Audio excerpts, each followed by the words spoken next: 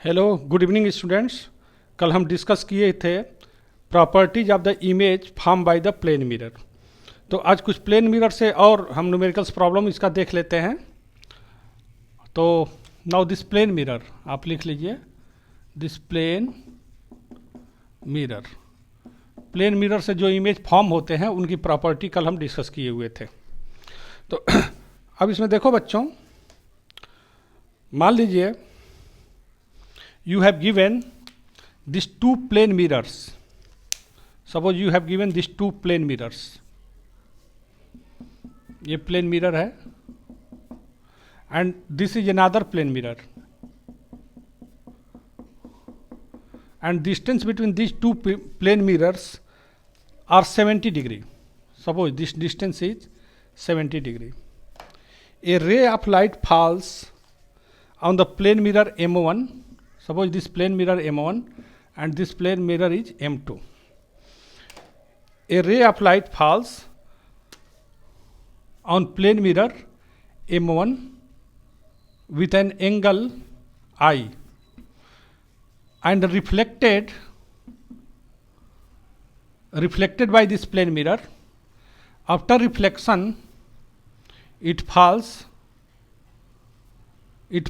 on plane mirror M2, and once again it is reflected from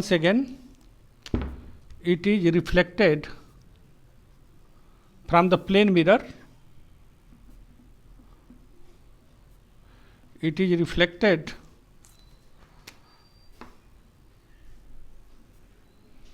from the plane mirror.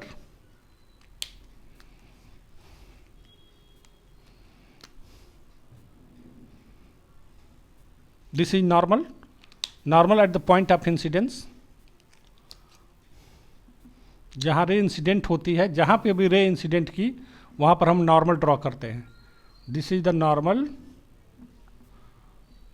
Normal drawn on the plane of the incidence. And after reflection, according to question, this is given in the question, the reflected ray becomes parallel to M1. This is given in the question. What is question? आप लिख सकते हैं question को, the two plane mirrors are inclined at an angle of 70 degree. 70 degree पर inclined है. A ray of light incident on M1 making an angle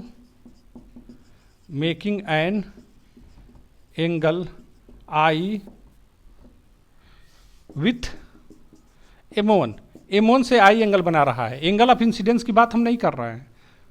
angle of incidence क्या होता है? नॉर्मल और इंसिडेंट रे के बीच में जो एंगल होता है, that is angle of incidence. हम एंगल ऑफ इंसिडेंस हम नहीं कहे हैं, हम ये बोल रहे हैं कि इंसिडेंट रे मिरर M1 से एंगल I बना रहा है.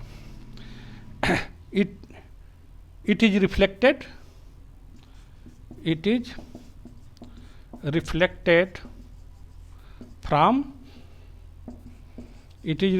from M1 and falls on M2 mirror पर इंसिडेंट हो गया. फिर वंस अगेन एंड falls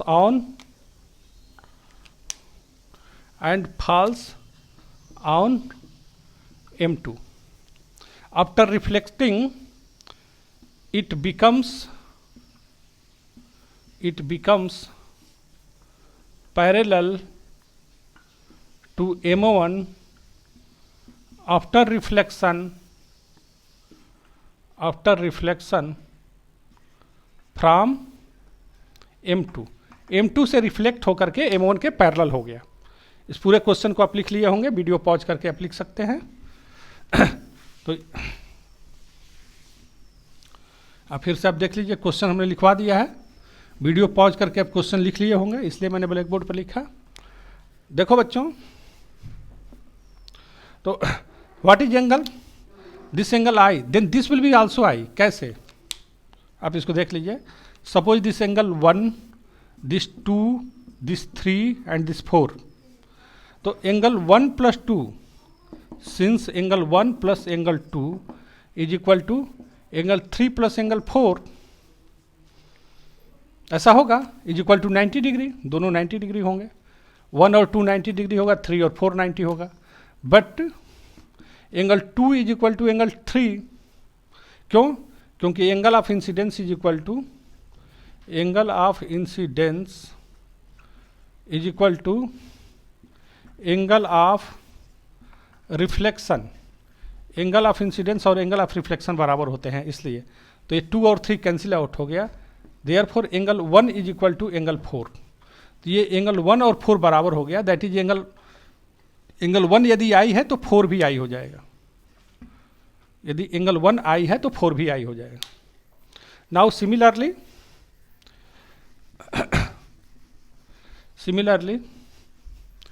देखो बच्चों, ये रे और ये प्लेन मिरर और ये रे पैरेलल हो गए। तो ये एंगल यदि 70 है तो ये भी 70 होगा, कॉरेस्पॉन्डिंग एंगल आप पढ़े हैं। यदि ये 70 है तो ये भी 70 हो जाएगा। सिमिलरली ये कितना हो जाएगा बच्चों? ये भी 70 हो जाएगा। क्यों? क्योंकि अभी अब फिर वही हम रूल अप्लाई करेंगे। यदि इसको हम 1 कह रहे हैं, इसको 2 कह रहे हैं, इसको 3 कह रहे हैं, इसको 4, तो since angle 2 is equal to angle 4, इसलिए angle 1 is equal to angle 4 अभी हम बताए थे, उस हिसाब से ये दोनों एंगल फिर बराबर हो जाएंगे। तो यहाँ पर आप देख सकते हैं, कि सिंस आप इसमें कोई नाम रख दीजिए, angle A B C, in triangle A B C, triangle A B C में होगा क्या? ये अब 70 degree plus 70 degree plus angle I, this is equal to 180 degree. तो hence I is equal to what? I is equal to 180 minus 140। तो angle I is equal to what? 40 degree. तो यही angle आई पूछ रहा था, तो एंगल आई कितना हो जाएगा? 40 डिग्री हो जाएगा। अब इसी के साथ एक क्वेश्चन और हम बता दे रहे हैं कि यदि दोनों प्लेन मिरर 70 डिग्री पर बने हुए हैं, then what will be the total number? Find the total number of images formed.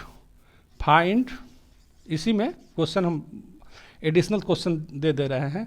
Find the total number of images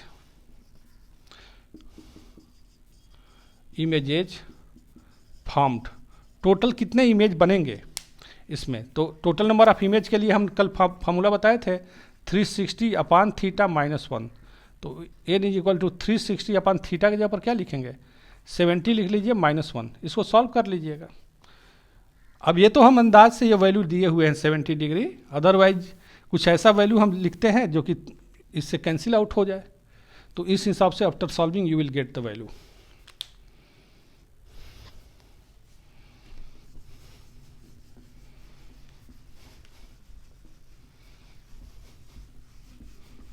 Now next, find the height of the, question number 2 है ये। Question number 2 क्या है बच्चों? Find the height of the plane mirror to get full image of an object.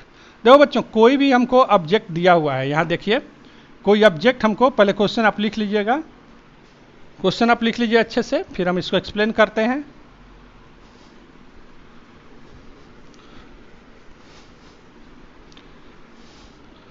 Suppose we have given an object, this object A B, और इसका हमको complete full image लेना है। और फुल इमेज लेने के लिए हमको एक दिया हुआ है plane mirror. Suppose given plane mirror, हमको एक प्लेन मिरर दिया हुआ है। अब क्वेश्चन कह रहा है ना कि ये प्लेन मिरर की हाइट कितनी होनी चाहिए कि हम इसका फुल इमेज ले लें। मान लीजिए कि इसकी हाइट जो है, ऑब्जेक्ट की हाइट कैपिटल एच है, और ऑब्जेक्ट जैसे हम ही हैं, हमका फुल इमेज चाहिए, हमारा फुल इमेज दिखना चाहिए प्लेन मिरर के लिए। तो इसके ठीक नीचे आई है, ये मान लीजिए ये हेड है हमारा, हेड के ठीक नीचे आई है। आई को थोड़ा और हम नीचे इसलिए कर रहे हैं ताकि हम जो फिगर बनाएंगे वो आपको आसानी से दिखे। अब देखो बच्चों, ये हमारा बी पॉइंट ये प्लेन मिरर यहाँ पर आएगा, यहाँ से रे आ रही है, दिस इंसिडेंट रे। यहाँ पर हम नॉर्मल ड्रॉ करेंगे, नॉर्मल ड्रॉ करेंगे at the point of incidence. हमने नॉर्मल ड्रॉ किया। Now incident ray, what will be the reflected रे? This is reflected ray, this incident ray and this reflected ray. Similarly ये point B का image बन गया, कहां पर? ई पर। ई पर पॉइंट बी का इमेज हमारा बन गया। अब पॉइंट ए का भी इमेज बनना चाहिए वहां पर, तो हम रे ले लिए फुट का, ये इंसिडेंट रे और ये रिफ्लेक्टेड रे, दोनों यहां पर बने आए। Now normal at the this incident ray, जो भी इंसिडेंट रे होगा उसमें हम क्या करेंगे? Normal at the point of incidence, normal at the point of incidence, this incident ray, यहां पर हम नॉर्मल ड्रॉ करेंगे। हम यहां पर नॉर्मल ड्रॉ किए। Now this will be the reflected रे। तो आप देख सकते हैं यहां पर, देखो बच्चों, मान लीजिए कि ये पॉइंट को हम P कह रहे हैं, इस पॉइंट को हम कैपिटल M कह रहे हैं, ये पॉइंट हमारा कैपिटल M है, और ये जो नॉर्मल ड्रॉ किए ना, ये कैपिटल N है। इसको हम जो इमेज है, जो प्लेन मिरर है, उसको हम PQ नाम दे दिए सपोज। तो जब PQ नाम दे दिए तो नाउ इन द ट्रेंगल, यहां पर देख सकते हैं, देखो हमको पता है this angle of incidence and this will be the angle of reflection. तो angle of incidence is equal to angle of reflection. तो triangle BMP is congruent to triangle EMP। Triangle BMP और ट्रेंगल AMP कन्ग्रुएंट है। क्यों congruent होंगे बच्चों? क्योंकि this angle is equal to this angle, angle of incidence is equal to angle of reflection. ये angle तो 90 degree है, 90 degree है, 90 डिग्री है, और ये MP क्या है? दोनों में कॉमन है, दिस कॉमन साइड। तो आप यहां पर आप कन्ग्रुएंट क्यों होगा? बाई ASA, दो एंगल और उसके बीच का साइड दूसरे ट्रेंगल के दो एंगल और बीच के साइड के बराबर होता है, तो ट्रेंगल को हम क्या बोलते हैं? कन्ग्रुएंट बोलते हैं। और जब ट्रेंगल कन्ग्रुएंट हो गया, then BM is equal to EM। BM और EM क्या हो गया? बराबर हो गया। और चूंकि यहां से यहां तक का हाइट BE को हम स्मॉल h लिखे हुए हैं, सपोज किए हुए हैं, कितने नीचे आया है भाई? ये स्मॉल h। आप स्मॉल h हम यहां पर लिख दे रहे हैं स्मॉल h। तो BM is equal to EM is equal to BE by 2, क्योंकि BM is equal to EM हो गया, तो ये BE बाई 2 होगा। B क्या है? स्मॉल h है, तो दिस स्मॉल h बाई 2। इसको इक्वेशन 1 करके रख लीजिए। Similarly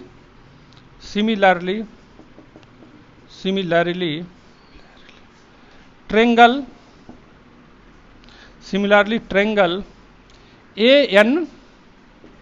ANQ is congruent to triangle ENQ। ANQ और ENQ क्या है? कन्ग्रुएंट हो गया। तो यहां भी angle of incidence is equal to angle of reflection, यहां भी होगा एंगल ऑफ इंसिडेंस और एंगल ऑफ रिफ्लेक्शन इक्वल। ये और ये दोनों 90 डिग्री हो गया, और NQ क्या है? दोनों में कॉमन है। तो ट्रेंगल ANQ और ट्रेंगल ENQ दोनों क्या हो गए? कन्ग्रुएंट हो गए। जब दो ट्रेंगल कन्ग्रुएंट हो गए तो once again here AN is equal to EN। और AN और EN कितना हो गया बताइए? Total this is equal to AE by 2। AE by 2 total, यहां से यहां तक तो हाइट AE है, उसी का दो पार्ट हो गया है, एक AE है, एक AN है और दूसरा NE है। और AE बाई 2 कितना होगा? टोटल हाइट हमारा कैपिटल H लिए हुए थे, तो ये हाइट हमारा कितना हो जाएगा? दिस H माइनस H हो गया। तो this total height will be capital H minus H by 2। अब देखो बच्चों, व्हाट विल बी द, इसको पूरा लिख लीजिए आप पहले, ये पूरा लिख लीजिए। लिखने के बाद आप लिखिए, नोट करने के बाद आप देखिए। Now what will be the height of the plane mirror? Height of the plane mirror. कितना होगा height of the plane mirror? Height of the plane mirror this P Q is equal to what? P Q is equal to M E plus what? E N. Are you agree? ये जितना P Q होगा उतना ही M N होगा।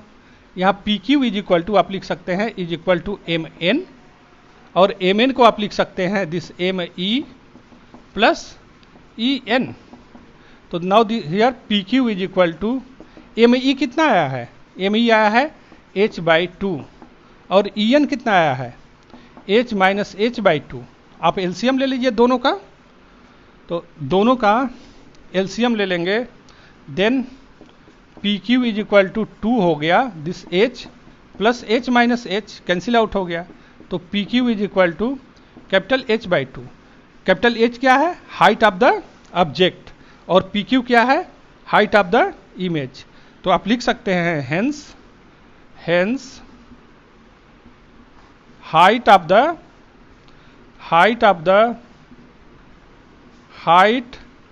The object is equal to half of, एक minute, height of the mirror plane mirror is equal to half of height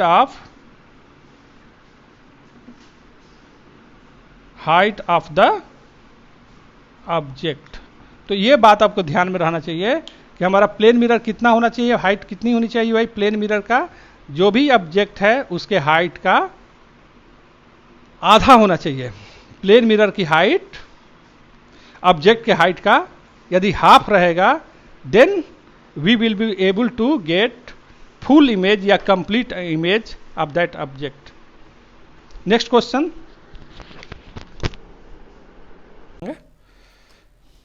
कल से या जब भी हमको समय मिलेगा। तो क्वेश्चन 4 है ये।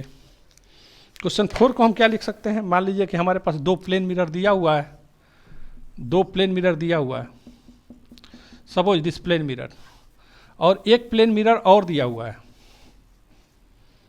एक प्लेन मिरर और दिया हुआ है,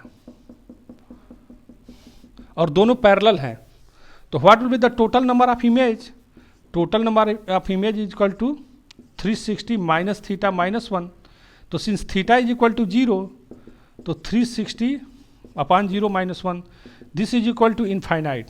it means total number of images will be infinite. वो जो इनफाइनाइट इमेज बन रहा है, तो थोड़ा उसका इमेज हम कैसे देखेंगे?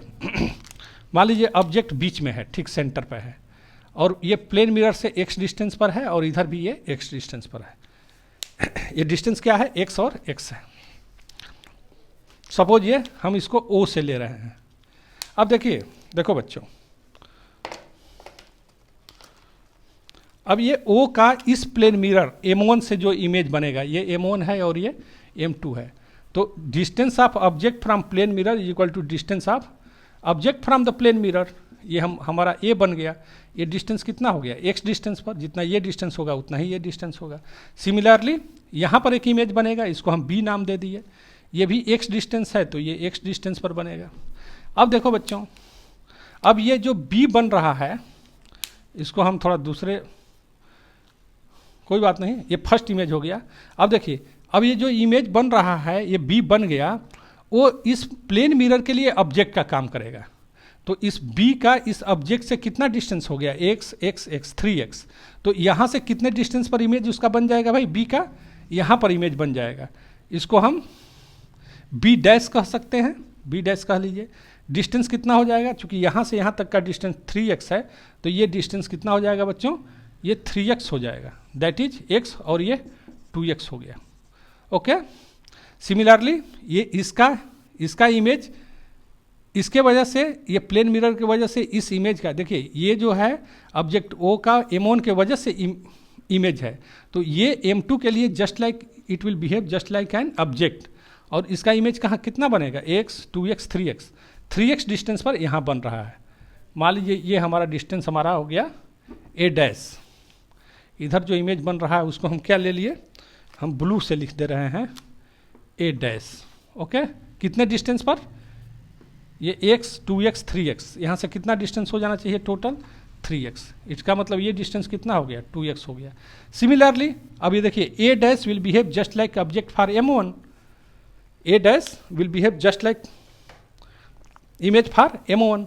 अब ये डिस्टेंस कितना हो जाएगा? ए डैश का m1 से डिस्टेंस ये 2x और ये 3x 5x, तो यहाँ से 5x डिस्टेंस पर इमेज बनेगा। फिर ए डबल डैश हम इसको कह दिए, कितने डिस्टेंस पर? 5x डिस्टेंस पर।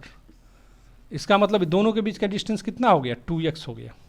Similarly B dash will behave just like object for m2, तो डिस्टेंस कितना हो गया? ये 2x x 3x 4x 5x, तो यहाँ से बी डैश का m2 के वजह से यहाँ पर इमेज बनेगा कितने डिस्टेंस पर? 5x डिस्टेंस पर। बी डबल डैश कितने डिस्टेंस पर बच्चों? 5x डिस्टेंस पर बनेगा इमेज, 5x डिस्टेंस पर इमेज बनेगा, दैट इज फिर ये 2x हो गया। तो इस ढंग से आप देखते हैं, इस ढंग से इनफाइनाइट इमेज बनेंगे। जो दो प्लेन मिरर है, अभी जो फार्मूला लिखे थे, दो प्लेन मिरर के वजह से कितने इमेज बनेंगे? ये इनफाइनाइट इमेज बनेंगे। तो ये इस ढंग से इनफाइनाइट इमेज बनते हैं। Okay, thank you. तो ये प्लेन मिरर मैंने आपको बता दिया। नेक्स्ट डे हम स्फेरिकल मिरर्स बताएंगे, जब भी समय मिलेगा स्फेरिकल मिरर्स बताएंगे। Okay, thank you.